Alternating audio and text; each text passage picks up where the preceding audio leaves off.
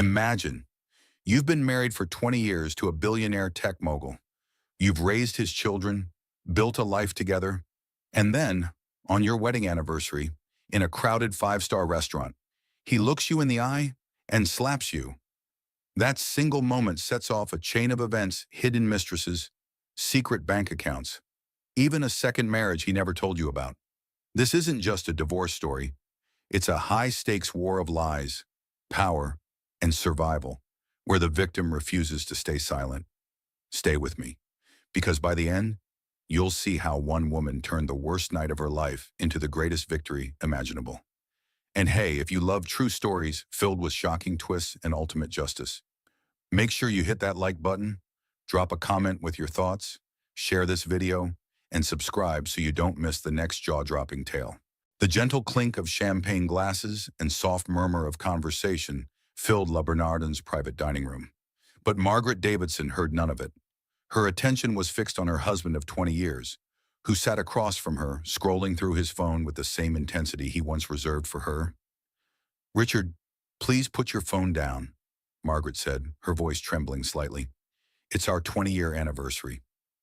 Richard Davidson, billionaire tech mogul and founder of Davidson Industries, didn't even glance up. His fingers continued their relentless dance across the screen, his jaw tight with concentration. "Richard," Margaret tried again, reaching across the white tablecloth to touch his hand. He pulled away sharply. "I'm handling something important. Margaret, give me a minute." The waitress approached, her practiced smile bright. "The champagne you ordered, Mr. Davidson, Dom Perignon, 1996. "Shall I pour?" "Yes, fine," Richard muttered, still not looking up. Margaret watched the golden liquid fill her glass, bubbles rising like her unspoken questions. She was 52 years old, had raised 2 children, supported Richard through his company's early struggles, and somehow she felt more alone than ever. When had their marriage become this hollow performance? Richard's phone buzzed with an incoming text. His entire demeanor shifted, his eyes widened. Color drained from his face, then rushed back in a wave of red. His fingers gripped the phone so tightly Margaret thought it might crack. "Who's texting you at 10 at night?" Margaret asked, trying to keep her tone light despite the knot forming in her stomach. Richard's head snapped up, his gray eyes blazing with an anger she'd rarely seen directed at her. "What did you just say? I asked who was texting you. It's a simple question." "Richard, don't you dare question me. Margaret!" His voice was low, dangerous. "I built an empire while you played housewife. You live in luxury because of my work, my sacrifices. And you have the audacity to interrogate me about my business." Margaret felt her cheeks burn. "Playing housewife, I raised our children. I managed our homes. I stood by you through everything."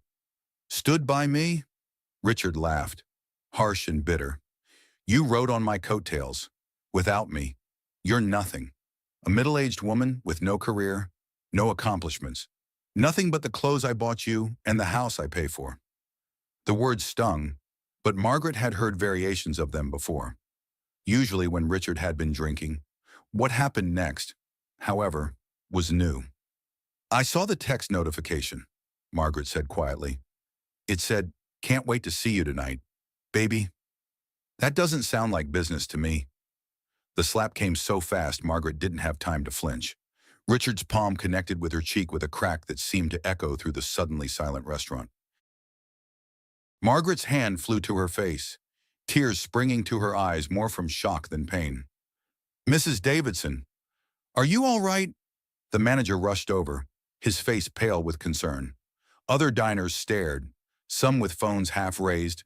Margaret stood slowly, with a dignity she didn't feel. Her cheek throbbed, but her voice was steady. "I'm leaving, Richard, and this time, I'm not coming back." Richard's face cycled through emotions, rage, surprise, then a calculating coldness. "You walk out that door, and you get nothing. Remember the prenup? Margaret, abandonment voids everything." "Abandonment?" Margaret's laugh was hollow. "You just assaulted me in front of 30 witnesses." She turned to the manager. "Please call me a cab." As she walked toward the door, she heard Richard's voice behind her, suddenly pleading. "Margaret, wait. You're overreacting. It was just, she didn't stop. She'd spent 20 years stopping, 20 years accepting apologies, 20 years believing things would get better. Her millionaire ex-husband, because that's what he would be, she decided in that moment had finally shown his true face in public. 3 hours later, in their Manhattan penthouse, Margaret stood in her walk-in closet pulling clothes from hangers with mechanical precision. Her hands shook slightly as she folded each item, placing them in the Louis Vuitton suitcases Richard had bought her for their 10th anniversary. 20 years, she said aloud to the empty room. 20 years of my life. She picked up a framed photo from her dresser their wedding day. Richard looked handsome and confident. She looked young and hopeful. Neither of them could have imagined it would end with violence in a restaurant full of strangers. The penthouse door slammed. Heavy footsteps on marble floors announced Richard's arrival before his voice did. Maggie, sweetheart, you know I didn't mean it. He appeared in the doorway, his tie loosened, his expression carefully contrite. I've been under so much stress with the merger. You know how I get when I'm stressed? Margaret didn't look at him, continuing to pack. Stress doesn't give you the right to hit me. Richard. Hit you? Come on, it was barely a tap. You're being dramatic. He moved closer, his cologne Tom Ford. She'd bought it for him, filling the space between them. Look, I'm sorry. Okay, it won't happen again. Margaret's phone rang. She glanced at the screen. Victoria Chen, her attorney friend from college. Don't answer that, Richard said quickly. Margaret answered. Victoria. Margaret, I heard what happened. James Morrison was at the restaurant. He called me. Are you safe? I'm at the penthouse. Packing? Margaret replied, watching Richard's face darken. Victoria's voice was crisp, professional. I'm recording this call. Can you repeat what happened tonight? Richard slapped me at La Bernardin during our anniversary dinner, in front of the entire restaurant. Did you document the injury? Margaret looked in the mirror. A faint red mark still colored her cheek. I will. Good. Don't leave the penthouse tonight. That could be construed as abandonment under New York law. I'll be there first thing in the morning. Richard, if you're listening, I suggest you sleep in the guest room. Richard grabbed for the phone, but Margaret stepped back. She's right here, Victoria. And he just tried to take my phone. Richard, Victoria's voice was steel. If you touch her again, I'll have you arrested. Margaret, lock your bedroom door. I'll see you at 8 a.m. After Victoria hung up, Richard's mask of contrition slipped. You called a lawyer for this, Margaret. You're overreacting. You accused me of cheating, then hit me when I asked about a suspicious text. Who's overreacting? Richard's jaw clenched. That text was nothing. A client. A client who calls you baby. She's informal. Young. You know how these tech people are? Margaret almost laughed. She'd heard so many excuses over the years, but this was particularly weak. As she continued packing, something caught her eye, a receipt on Richard's dresser. She picked it up. Cartier. $42,000. Dated last Tuesday, her birthday. Richard, she said slowly, you gave me a bracelet from Tiffany for my birthday. He barely glanced over. So, this is a receipt for Cartier jewelry. Same day. The silence stretched between them. Finally, Richard shrugged. It was for a client, a closing gift. Margaret looked at the receipt more carefully. Diamond bracelet, engraved with Forever, R. That's quite a closing gift. Richard snatched the receipt from her hand. You're paranoid. This is exactly why things have been difficult. You question everything. I'm questioning things because you're lying to me. Margaret zipped her suitcase closed. I'll be in the guest room. Don't follow me. As she wheeled her suitcase down the hall, Richard called after her. You leave me. You get nothing. Margaret, nothing. The prenup is ironclad. She paused at the guest room door. We'll see about that. The next morning arrived gray and drizzly, matching Margaret's mood as she sat in Victoria Chen's corner office overlooking Madison Avenue. Victoria, immaculate in a charcoal suit, poured coffee from a French press while Margaret recounted the previous evening in detail. Margaret, in my 30 years of practice, I've seen this pattern, Victoria said, her voice gentle but firm. The accusation is usually a confession. When a spouse suddenly becomes paranoid about infidelity, They're usually the one cheating, Margaret finished. I know. I think I've known for a while. I just didn't want to see it. Margaret's phone buzzed. Emily's photo appeared on the screen, her daughter, 23 and fresh out of Columbia Law. Hi, sweetheart, Margaret answered. Mom, Dad's been acting weird for months, Emily said without preamble. There's something you should know. Margaret put the phone on speaker with a questioning look at Victoria, who nodded. Go ahead. Remember when I surprised Dad at the Ritz-Carlton last month? He said he was in a board meeting, but I saw him in the lobby with some woman. Young, maybe late 20s. They looked intimate. Margaret's stomach dropped. Why didn't you tell me? I convinced myself it was business. But Mom, I've seen them together 3 times now. Different hotel, always during his supposed business trips. Victoria leaned forward. Emily, this is Victoria Chen. Did you take any photos? Hi, Victoria. Yes, I did. I felt guilty, but something seemed off. I'll send them to Mom now. After Emily hung up, Margaret's phone pinged with incoming messages. The photos were clear, Richard with a young blonde woman, his hand on her lower back, leaning close to whisper in her ear, sharing champagne in a hotel bar. All those late-night conferences in Tokyo, Margaret said quietly. Richard's company doesn't even have a Tokyo office anymore. They closed it 2 years ago. Victoria studied the photos. This is good evidence, but we need more. The prenup has an infidelity clause, correct? Yes, but it works both ways. If I cheated, I get nothing. If he cheated, Margaret paused. Actually, I'm not sure what happens if he cheated. We need to review that document carefully. But first, I want to bring in someone who can help us build a complete picture. Victoria picked up her desk phone. Sarah, can you come to my office? I have a client who needs your expertise. 20 minutes later, Sarah Williams entered, a woman in her 40s with sharp eyes and an air of quiet confidence. After introductions, she got straight to business. Mrs. Davidson, men like your husband always leave digital footprints, Sarah said, pulling out a tablet.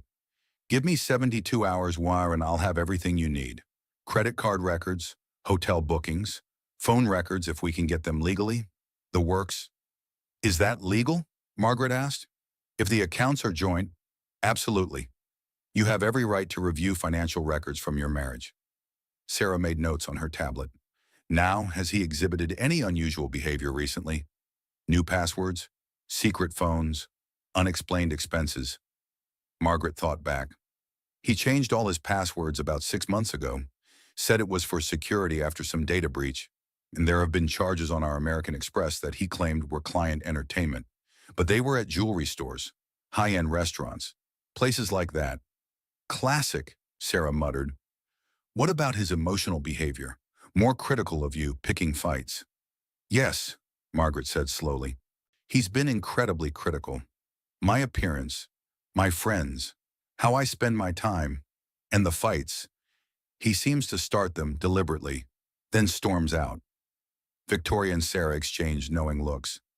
He's building a case, Victoria said, making you look like the difficult spouse so when he files for divorce, he can claim irreconcilable differences caused by your behavior. Margaret's phone rang again. The caller ID showed Linda Patterson, her friend from the country club. Margaret, honey, are you sitting down? Linda's Texas drawl was more pronounced when she was upset. What is it? Linda. Sugar. The whole country club is talking. Richard's been seen with someone young enough to be his daughter. They were at the golf course last week, and honey, the way she was hanging on him was not professional. Margaret closed her eyes. How long has this been going on? Word is about 6 months, maybe more. That man's been playing you like a fiddle. Sugar. I wanted to tell you sooner, but I didn't know how. After Margaret hung up, she looked at Victoria and Sarah. 6 months. He's been planning this for 6 months while making me feel like I was losing my mind. Gaslighting, Sarah said. It's psychological abuse, and it's often a precursor to physical violence, which already happened last night. Margaret touched her cheek unconsciously. The mark had faded, but the memory remained sharp. Victoria stood. Margaret, I need you to go home and act normally for now. Don't confront Richard with what we know. Let Sarah do her work. Can you do that? I've been pretending everything was fine for years, Margaret said with bitter humor. What's a few more days?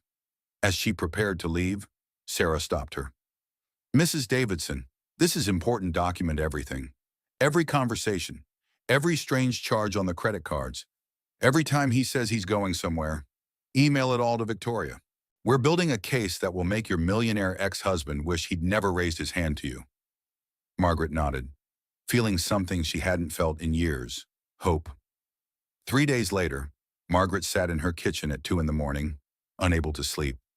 Richard was supposedly in Boston for a conference, but she'd called the hotel and they had no reservation under his name. She'd been documenting everything as Sarah instructed, and the pattern was becoming undeniable. Her phone vibrated. Sarah Williams. I'm sending you something, Sarah said without preamble. Sit down first. Margaret's laptop dinged with an encrypted email. She opened it to find an audio file. This is from his office voicemail system, Sarah explained. He thought he was being clever using the office line, but he forgot that corporate voicemails are archived. Margaret clicked play. Richard's voice filled her kitchen, but the words were meant for someone else. Baby, she doesn't suspect anything. The divorce papers are ready. Once I prove she's cheating, you get everything. The prenup guarantees it. Just be patient. A few more weeks and we'll be together permanently. Love you. Ashley. Margaret's hand shook. That's from 3 months ago. There's more, Sarah said gently. I found evidence of at least 3 affairs over the past 5 years. The current one, Ashley Morrison, is 28. She's an influencer he met at a tech conference. Margaret pulled up Ashley's Instagram.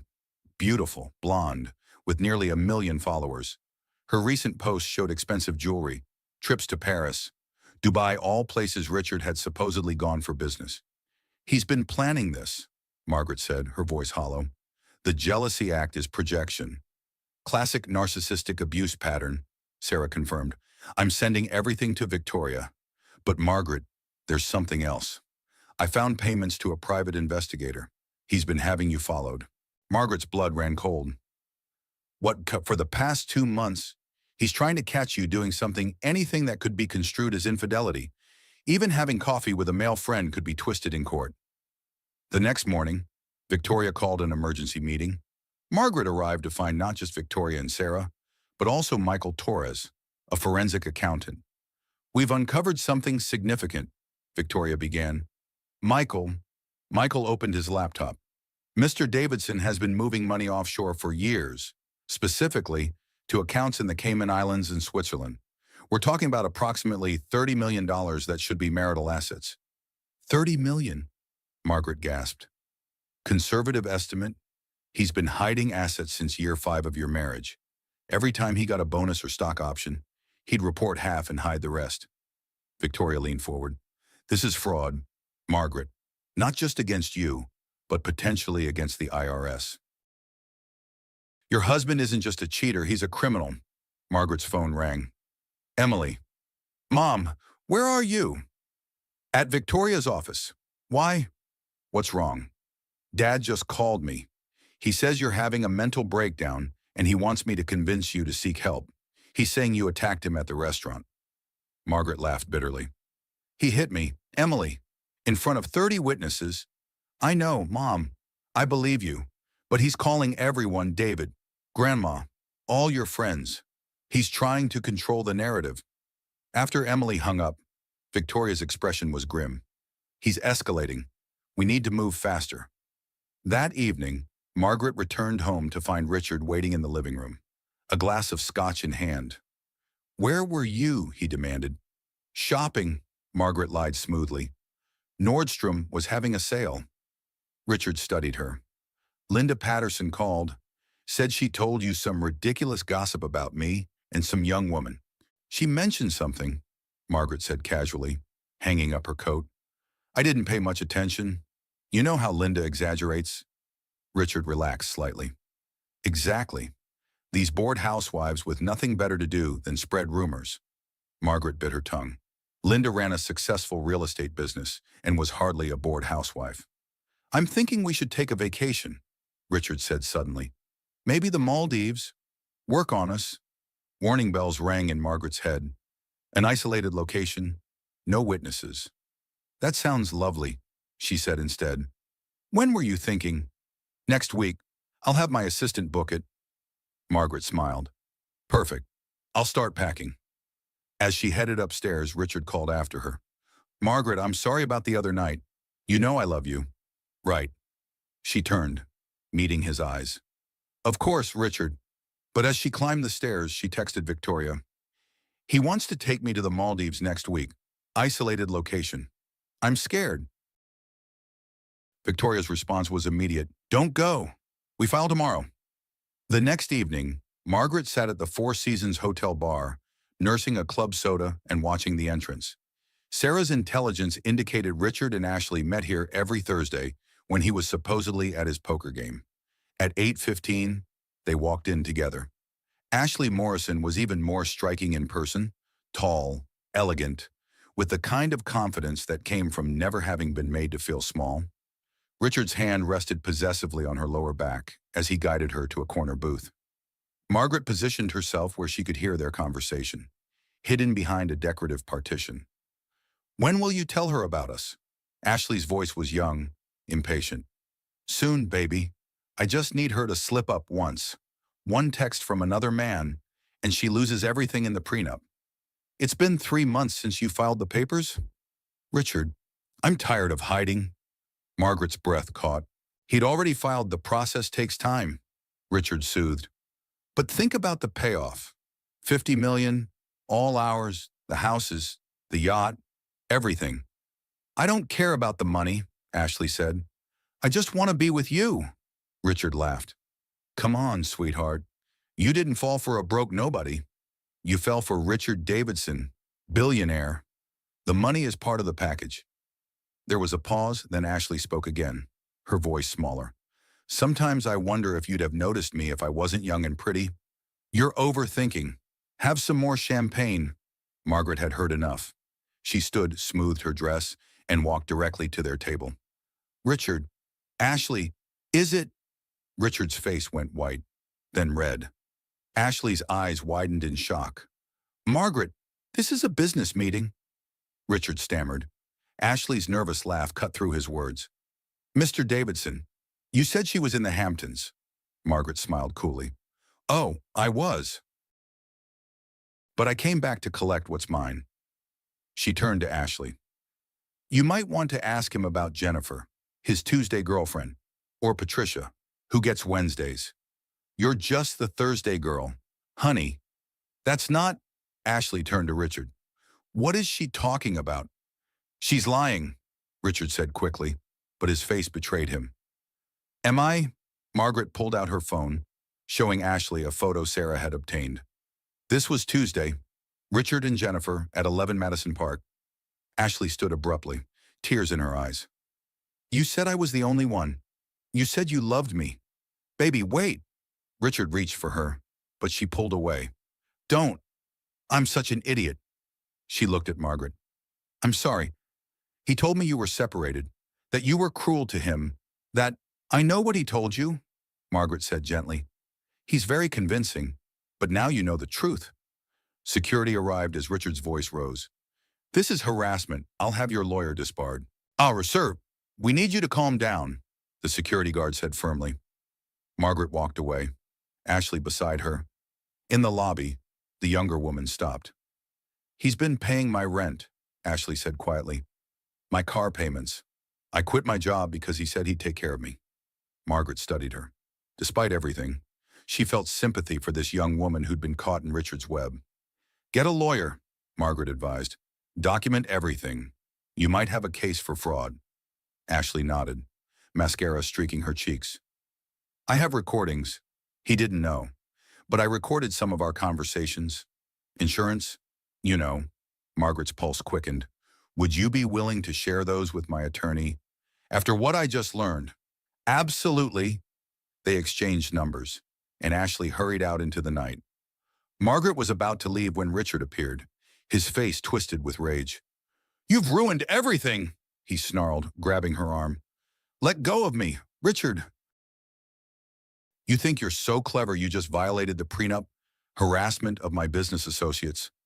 Margaret pulled free. Your mistress isn't a business associate, and I have witnesses to you grabbing me just now. The security guard approached again. Ma'am, are you all right? Yes, thank you. I was just leaving. As she walked away, Richard called after her. You'll get nothing, Margaret. Nothing. She didn't turn around. She already had everything she needed. Monday morning brought a new crisis. Margaret stood at the Chase Bank counter. Her credit card declined, watching the teller's apologetic expression. I'm sorry, Mrs. Davidson, but all your accounts have been frozen. That's impossible. Those are joint accounts. The teller typed rapidly. The freeze was initiated by Mr. Richard Davidson on Friday. As the primary account holder, he has that authority. Margaret's hands shook as she called Victoria, putting her on speaker. He's trying to starve you out, Victoria said immediately.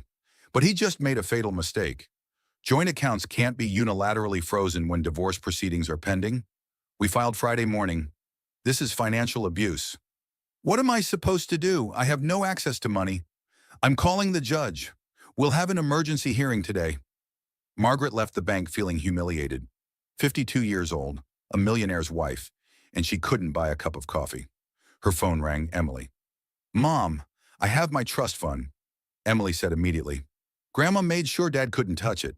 Let me help. No, sweetheart, I'm going to beat him at his own game. Mom, this isn't about pride.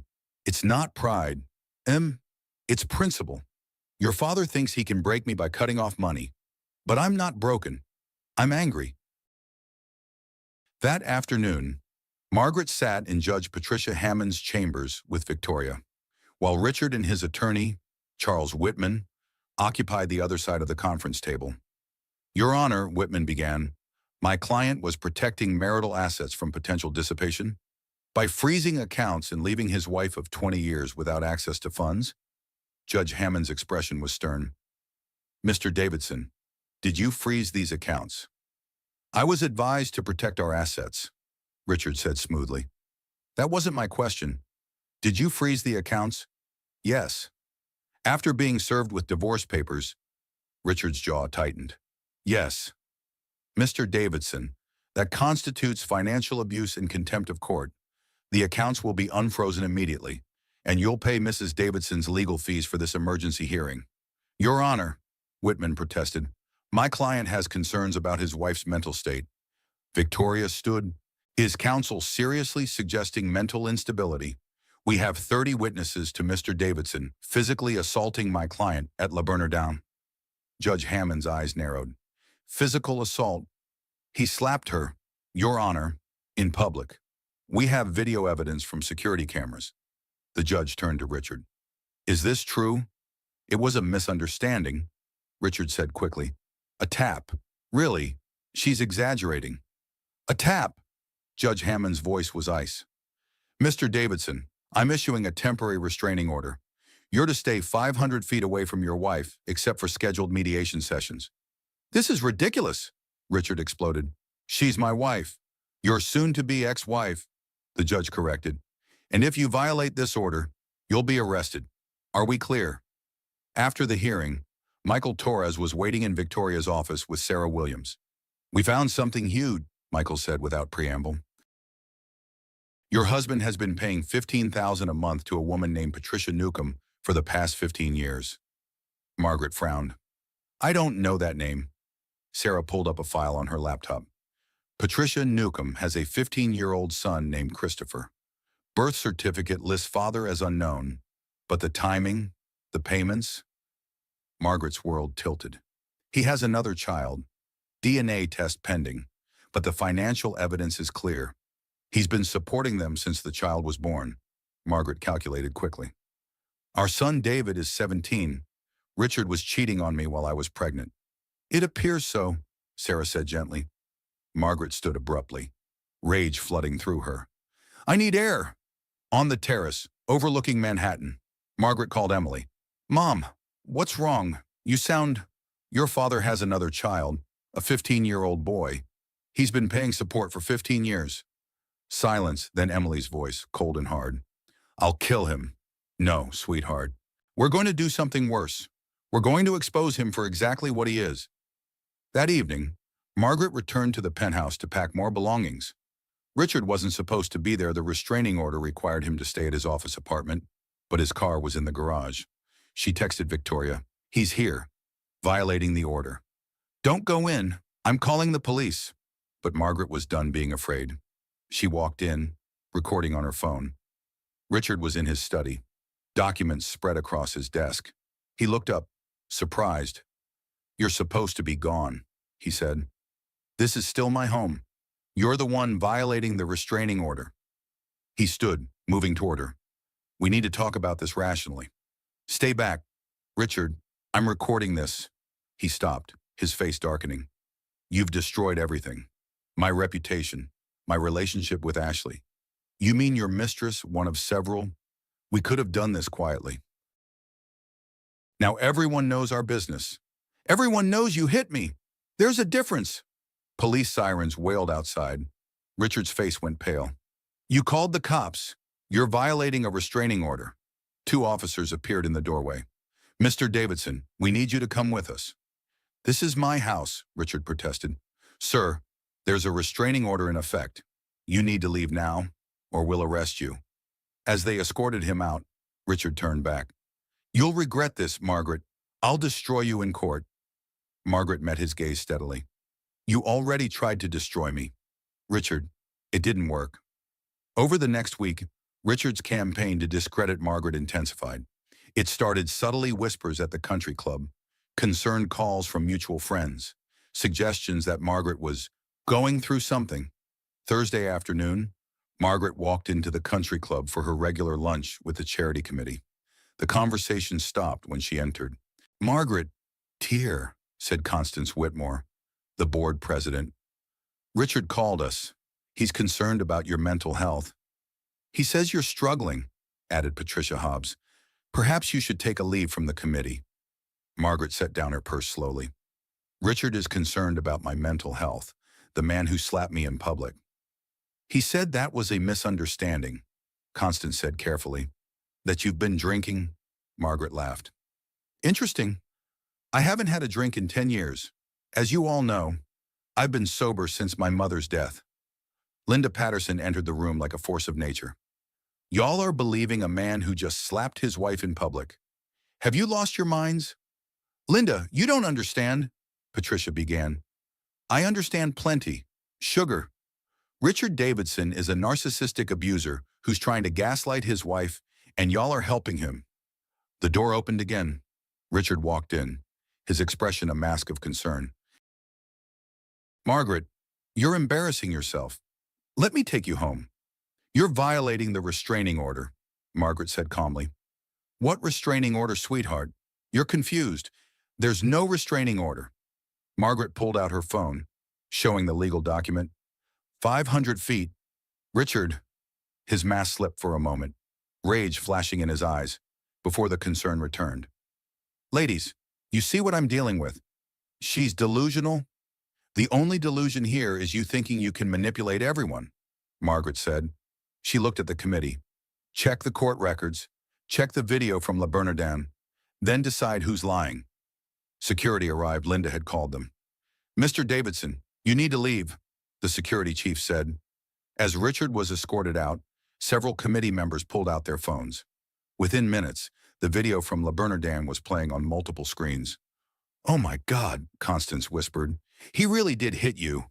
And now he's trying to make me look crazy," Margaret said. "Classic narcissistic abuse tactic." Patricia Hobbs looked stricken. "Margaret, I'm so sorry. We should have believed you." "He's very convincing," Margaret said. "I believed him for 20 years. That evening, Margaret's phone rang constantly, friends apologizing, offering support, expressing shock. The narrative was shifting, but Richard wasn't done. Friday morning brought a new crisis. Margaret woke to find her photo on the gossip blog Manhattan Wives. "Billionaire's wife in mental health crisis," screamed the headline. The article, clearly planted by Richard, painted Margaret as an unstable alcoholic who'd attacked her husband in a jealous rage. It mentioned her multiple stays in rehab she'd been once, 10 years ago, her violent temper completely fabricated, And her obsession with younger women projection at its finest? Victoria called immediately. We're suing for defamation. This is clearly Richard's work. How do we prove it? Sarah's already on it. The blogger received a large payment from an LLC traced to Richard's attorney. Margaret's daughter Emily arrived at the penthouse an hour later, furious. I'm going to destroy him, Emily said. I'm a lawyer now. Mom, let me help. You're too emotionally involved. Sweetheart, he's attacking you publicly. He's trying to humiliate you. Margaret hugged her daughter. And he's failing. The truth is coming out. That afternoon, something unexpected happened. Ashley Morrison called. Margaret, I know I'm the last person you want to hear from, but I have something you need to hear. They met at a small cafe downtown. Ashley looked different, older somehow, the glossy confidence replaced by something more authentic. I recorded everything, Ashley said, sliding a USB drive across the table. 3 months of conversations. Richard talking about you, about his plans, about the other women. Why are you helping me? Ashley stirred her coffee. Because I was you. In a way, he made me feel special, then slowly tore me down, made me question myself, made me feel crazy. I'm 28 and he had me believing I was worthless without him. I can't imagine enduring that for 20 years. Margaret listened to some of the recordings on Ashley's phone. Richard's voice, casual and cruel. Margaret's pathetic, 52 and still thinking she's attractive. Once I prove she's unstable, I get everything. The prenup is bulletproof if she's deemed mentally incompetent. I've been building this case for 2 years. Every fight recorded, every outburst documented. Margaret's hands trembled. 2 years, Ashley nodded. He showed me files, videos of arguments where he'd provoked you, then only recorded your response. Documents where he'd tracked your spending to make it look excessive. He even hired actors to flirt with you at parties, hoping you'd respond. Actors. That man at the gallery opening last month, the one who kept complimenting you, Richard paid him $5,000 to try to seduce you. Margaret remembered a charming younger man who'd been oddly persistent. She'd politely declined his advances, feeling uncomfortable. This is insane, Margaret said. This is Richard, Ashley corrected.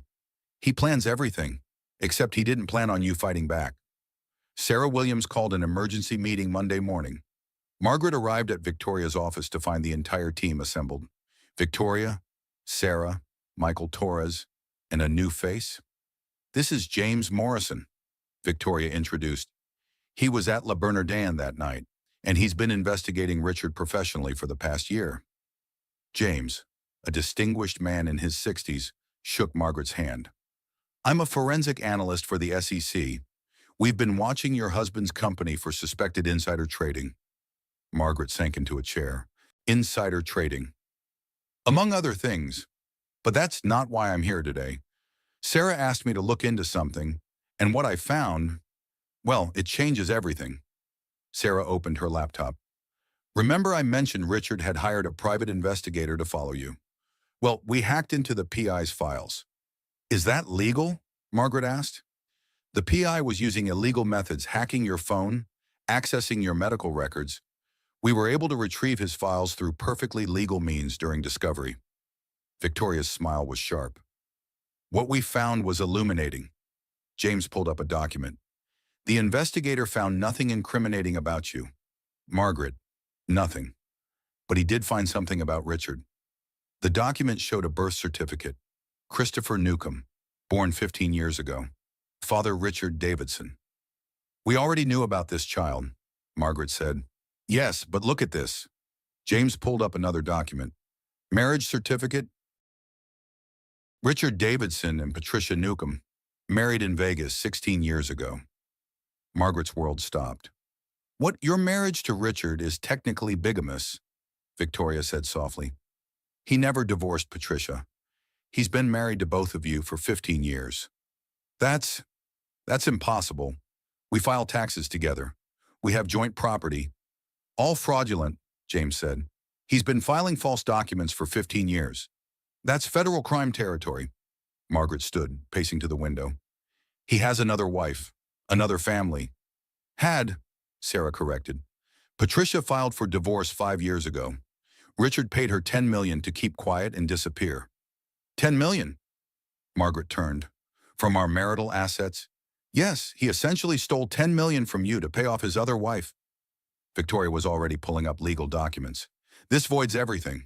Margaret, the prenup, his claims, everything. Bigamy is a felony in New York. He's looking at prison time. Does Patricia know about me? Margaret asked. She does now. Sarah contacted her yesterday. She's willing to testify. Margaret's phone rang. Richard. Don't answer, Victoria warned. But Margaret was done hiding. She answered on speaker.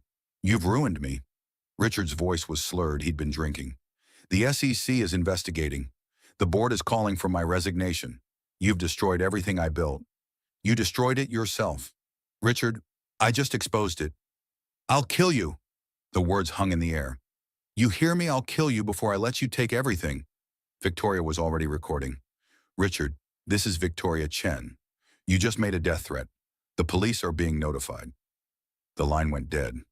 Within an hour, Richard was arrested at his office. The charges, criminal threatening, bigamy, fraud, and violation of a restraining order. Bail was set at $2 million. Margaret watched the news coverage from Victoria's office. Richard being led away in handcuffs, his face a mask of rage. The headline scrolled across the screen. Tech billionaire arrested for bigamy and fraud. Her phone buzzed with messages, friends, family, even strangers expressing support. The narrative had completely shifted. She was no longer the crazy wife. She was the victim of elaborate criminal deception. David, her 17-year-old son, called from boarding school. Mom, I saw the news. Is it true Dad has another family? Yes, sweetheart. I'm so sorry you had to find out this way. I'm not sorry. I'm proud of you for standing up to him. He's been a bully my whole life. I just never thought he was capable of this. That evening, Margaret met Patricia Newcomb at a quiet restaurant in Brooklyn. Patricia was younger than Margaret but looked older, tired, worn down. I was 25 when I met him, Patricia said. He swept me off my feet. The secret wedding in Vegas felt romantic. Then he said he needed to keep it quiet for business reasons. When did you find out about me? About 5 years ago. Christopher found photos online of Richard with another family. You, your children. I confronted him, and he admitted everything. Why didn't you come forward? Patricia's laugh was bitter. He threatened to take Christopher, said he'd prove I was an unfit mother, that I'd never see my son again. So I took the money and ran. But you're here now, because my son is old enough to choose where he lives. And because what Richard did to you, no one deserves that. Margaret reached across the table, taking Patricia's hand. We're going to stop him, together. 6 weeks later, Margaret sat in the New York Supreme Court, her family behind her, facing Richard across the courtroom. He'd lost weight, his designer suit hanging loose, his legendary confidence cracked. Judge Patricia Hammond presided, her expression stern as she reviewed the mountain of evidence. We're here for hearings in Davidson versus Davidson, she began, though I note that the validity of this marriage is itself in question. Charles Whitman, Richard's attorney, stood. Your Honor, my client is a pillar of the community. These allegations are part of a vindictive campaign. Mr. Whitman, Judge Hammond interrupted, your client is currently under federal investigation for bigamy, fraud, and insider trading, hardly a pillar of anything except deception. Victoria rose. Your Honor, we have evidence of sustained financial abuse, physical assault, serial infidelity, and bigamy. We're seeking full dissolution of the prenuptial agreement and equitable distribution of all assets, including those hidden offshore. She's lying, Richard exploded, jumping to his feet. This is a money grab. Mr. Davidson, you'll control yourself in my courtroom, Judge Hammond warned. One more outburst and you'll be held in contempt. Victoria called her first witness. We call Ashley Morrison. Ashley took the stand, polished and composed. She'd traded her influencer style for a conservative suit, looking every inch the credible witness. Miss Morrison, how long were you seeing Mr. Davidson? 3 years. Gasps rippled through the courtroom. He told me he and his wife had an open marriage. Ashley continued. He said Margaret knew about us.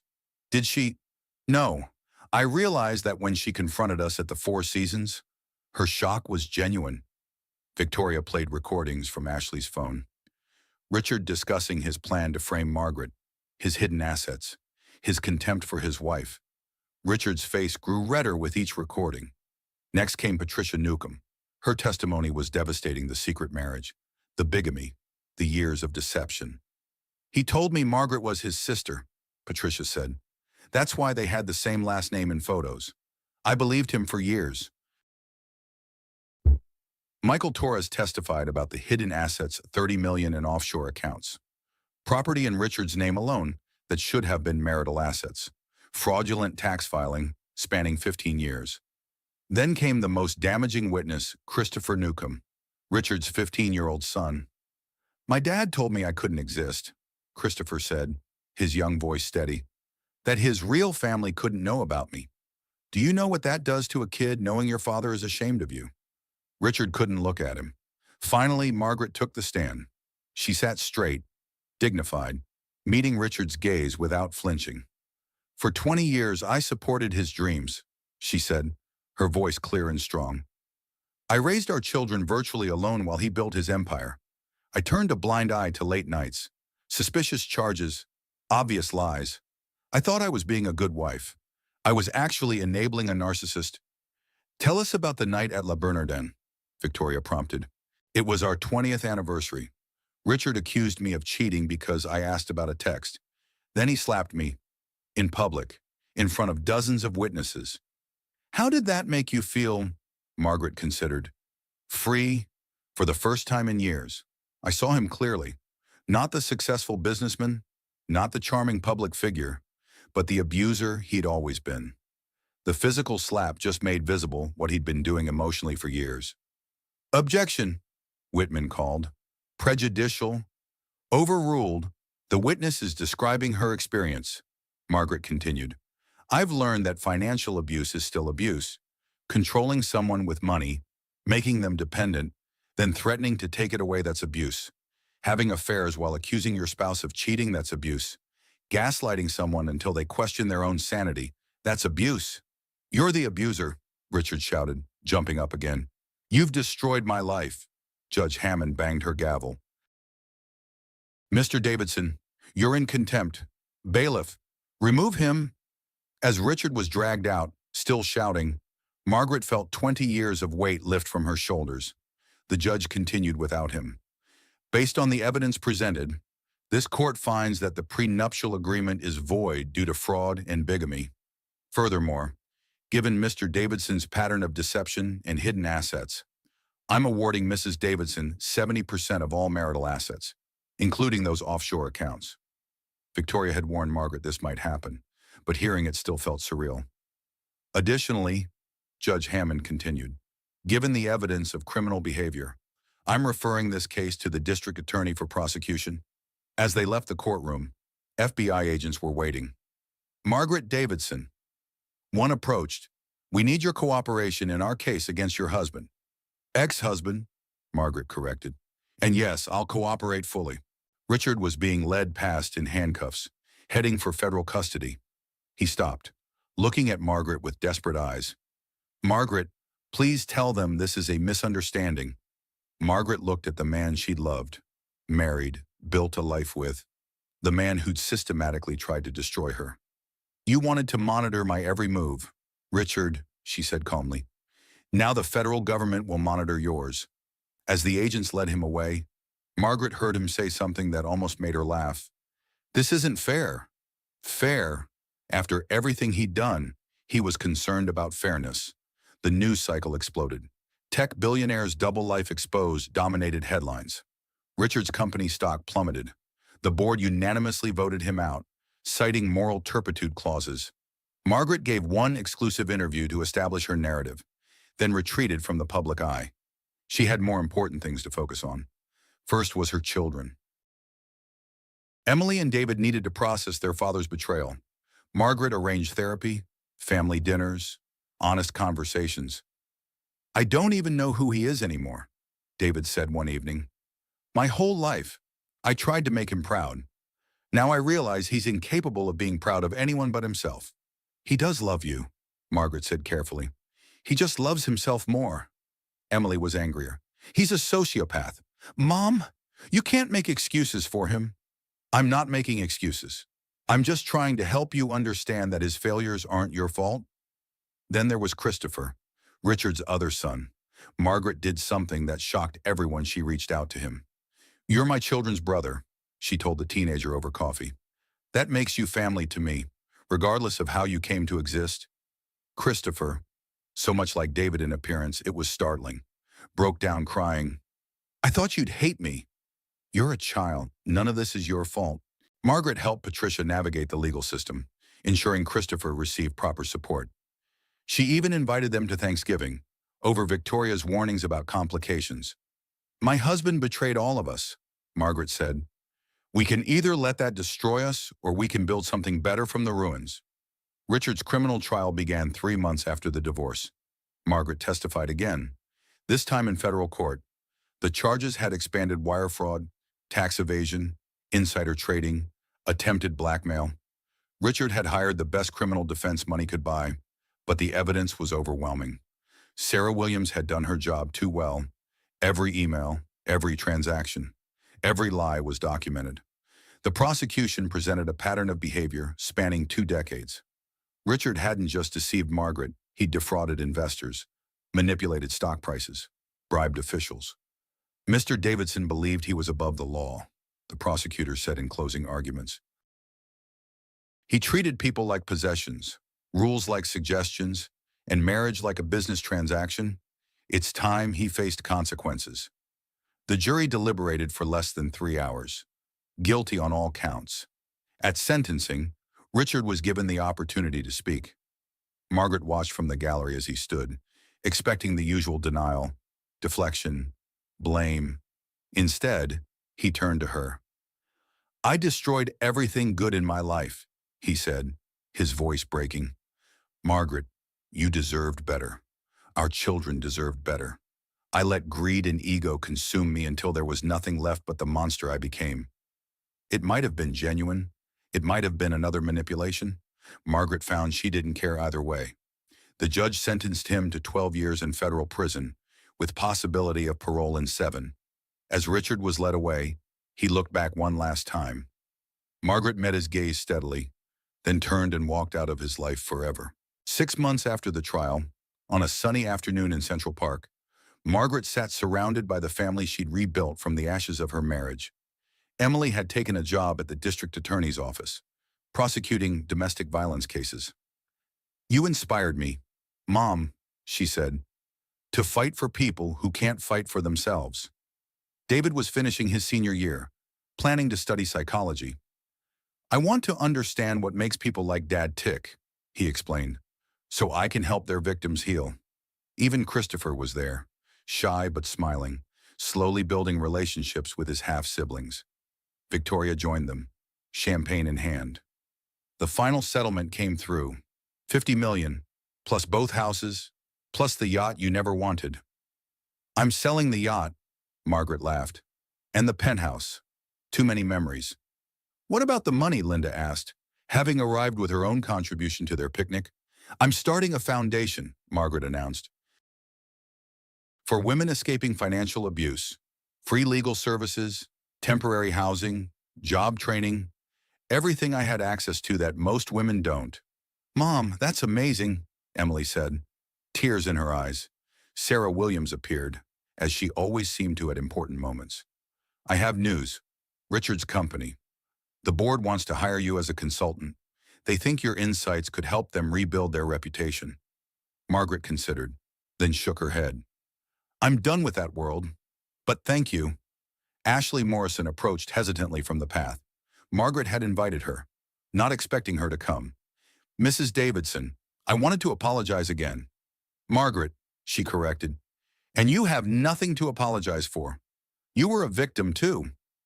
I'm in therapy now, Ashley said, learning about narcissistic abuse, manipulation tactics. I had no idea how much he'd gotten into my head. It's insidious, Margaret agreed. They make you doubt your own reality until you don't trust your own thoughts. Ashley pulled out an envelope.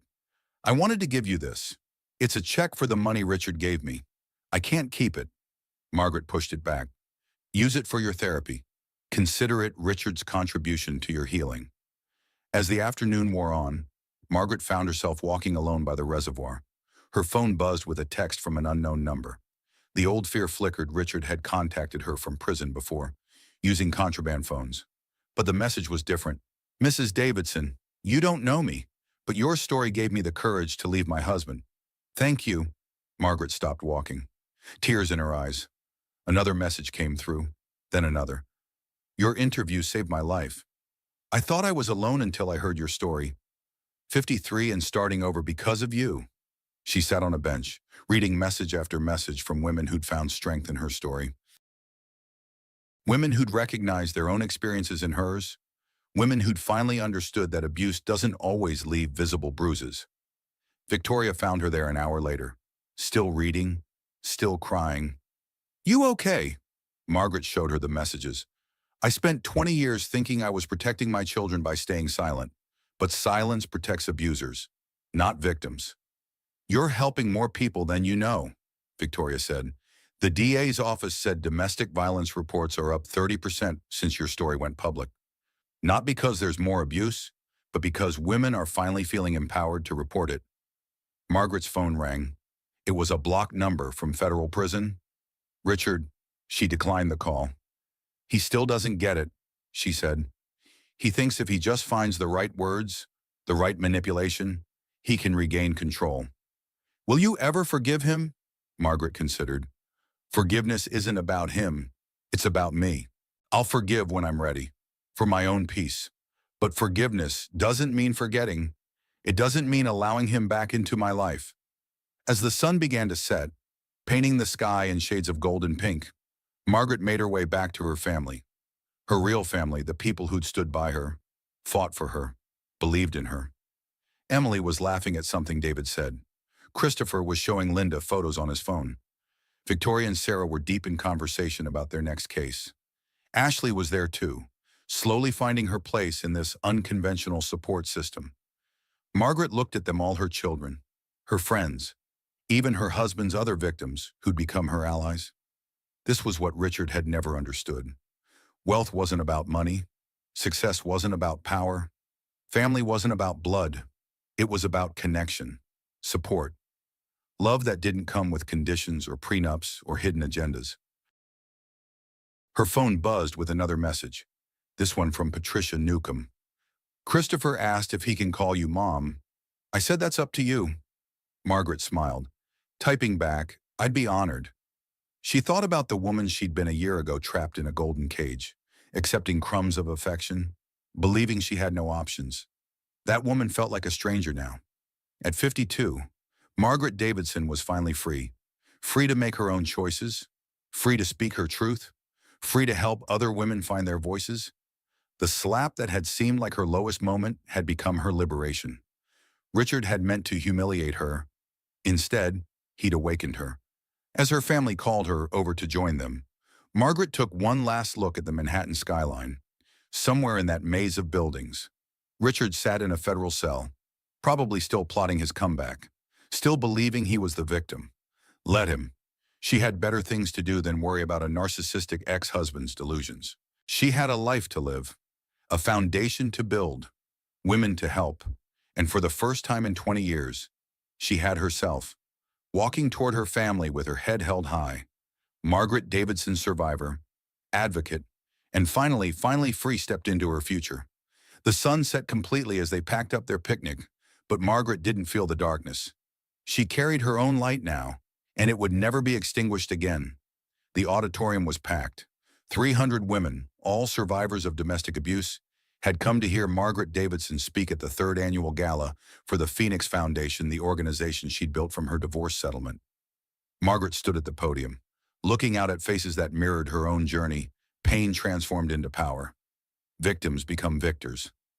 3 years ago, my husband slapped me in a restaurant full of people, she began. It was the best thing that ever happened to me. A murmur went through the crowd. Not because I deserved it, not because violence is ever acceptable, but because it shattered the illusion I'd been living under for 20 years. The illusion that if I just tried harder, loved more, forgave quicker, he would change. She looked at the front row where Emily and David sat, now both working in fields dedicated to helping abuse survivors. Christopher was there too, having legally changed his last name to Davidson with Richard's parental rights terminated. Narcissistic abuse is insidious because it happens gradually. They don't start with slaps. They start with small criticisms, little controlling behaviors, isolation disguised as love, financial control disguised as care. By the time you realize you're in a cage, you've forgotten what freedom feels like. Victoria stood at the side of the stage, now the foundation's legal director. They'd helped over 500 women escape abusive relationships, providing free legal services, safe housing, and financial support. My ex-husband is serving a 12-year sentence for his crimes, Margaret continued. But I'm not here to gloat about his downfall. I'm here to talk about our rise. Every woman in this room who left an abuser, every child who now lives without fear, every life rebuilt from the ashes of a toxic relationship. She saw Ashley in the audience, now a successful advocate herself, running support groups for young women trapped in relationships with older, wealthy men.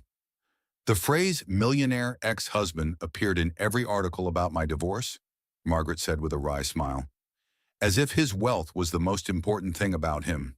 But abuse doesn't care about bank accounts. It happens in penthouses and trailer parks, to CEOs and cashiers. Sarah Williams, now the foundation's head of security and investigations, gave her a thumbs up from the back of the room. Financial independence after 50 seemed impossible when I couldn't even access my own bank accounts. Margaret continued, but here's what I learned. Independence isn't about money. It's about knowing your worth. It's about refusing to accept less than you deserve. It's about understanding that being alone is better than being with someone who diminishes you. She talked about the midlife transformation journey, about rediscovering yourself after decades of being defined by someone else's needs, about the power of women supporting women. Some people ask if I regret staying for 20 years. Of course I do, but I can't change the past. I can only use it to help others avoid the same trap. As she concluded her speech, the audience rose in a standing ovation. Margaret stood there, absorbing the moment not for the praise, but for what it represented. 300 women who'd refused to be victims. 300 phoenixes risen from ashes. After the gala, a young woman approached her, nervous and trembling. Mrs. Davidson, I'm currently trying to leave my husband. He's wealthy, connected. He says I'll never win against him in court. Margaret took her hands. That's what they all say. It's their favorite weapon, fear. But here's the truth you've already won by deciding to leave. Everything else is just paperwork. She connected the woman with Victoria, watched as hope replaced fear in her eyes. Later that night, Margaret stood on the balcony of her new apartment, smaller than the penthouse, but entirely hers. The city lights sparkled below, full of stories like hers, women trapped and women breaking free. Her phone buzzed. Another message from Richard in prison. She deleted it without reading. He'd never stopped trying to regain control, but she'd stopped listening long ago. Emily joined her on the balcony. You know what I realized today? Mom, you didn't just survive, Dad. You turned his attempt to destroy you into something that saves other women. That's not just recovery, that's redemption. Margaret hugged her daughter. We all have the power to transform our pain into purpose. It just takes courage to use it. As midnight approached, marking exactly 3 years since that night at La Bernardin, Margaret raised a glass of sparkling water to the sky. Thank you, Richard, she said quietly. Thank you for showing me who you really were. Thank you for forcing me to find who I really am. The Manhattan night embraced her words, carrying them away on the wind. Somewhere, other women were making the same discovery that they were stronger than they knew, braver than they believed, and worthy of so much more than they'd been accepting. Margaret Davidson, 55 years old, millionaire philanthropist, and proof that it's never too late to reclaim your life, went inside to plan tomorrow's battle against abuse. The war wasn't over. It might never be. But tonight, she'd won another victory, and that was enough.